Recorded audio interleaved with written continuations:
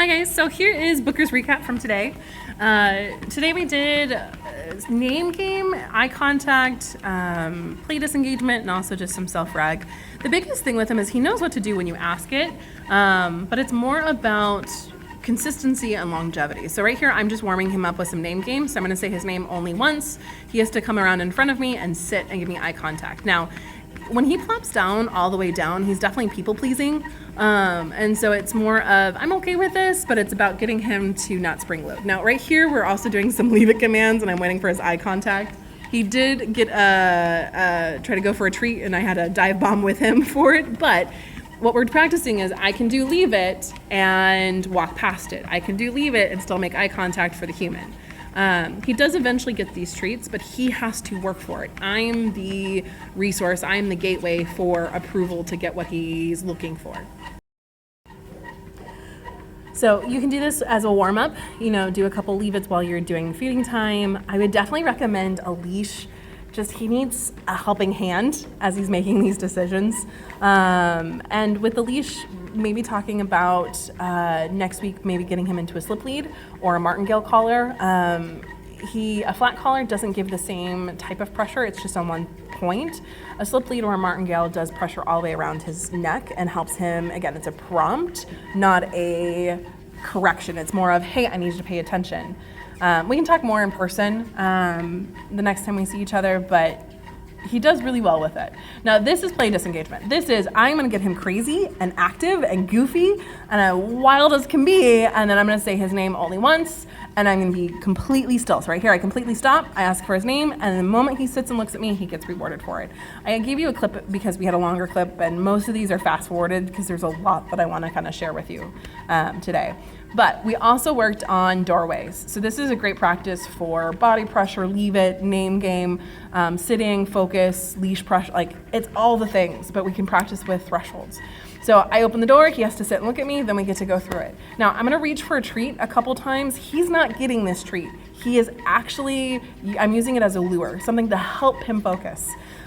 We go in and out of the training doors and the daycare doors.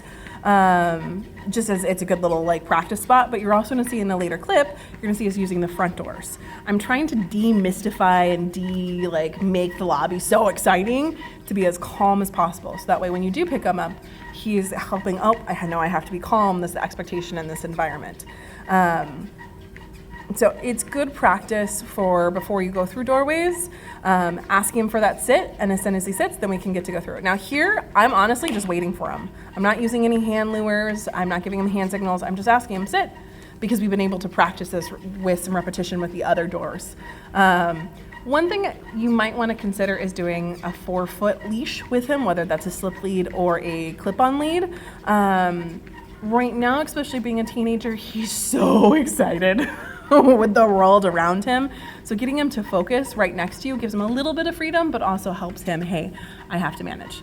Now, this is the thing I would love to have you guys start practicing or challenging. When he's being crazy at home, or he is getting pushy, teaching him how to self-regulate, teaching him how to handle his frustration.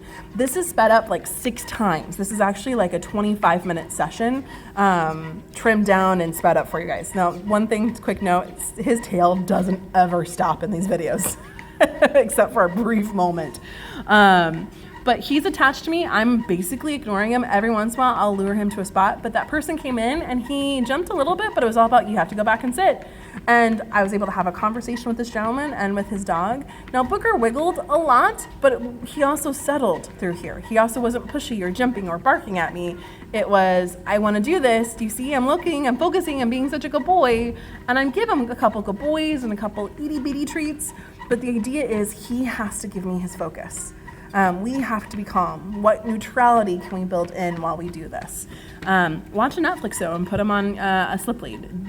Do a phone call and put him on the slip lead and you just have him attached to you. When you attach it to you, it creates neutrality from your hand and your body. And anytime he gets a little too pushy, I just give him a little and redirect. But he did phenomenal today. We did have a couple tantrums, but that's completely normal and to be expected. But I'm excited to see, he's a quick learner. It's definitely in there. It's just building up that threshold. And eventually at the very end of this, you're gonna see him settle, and that's what we want. Have a great day.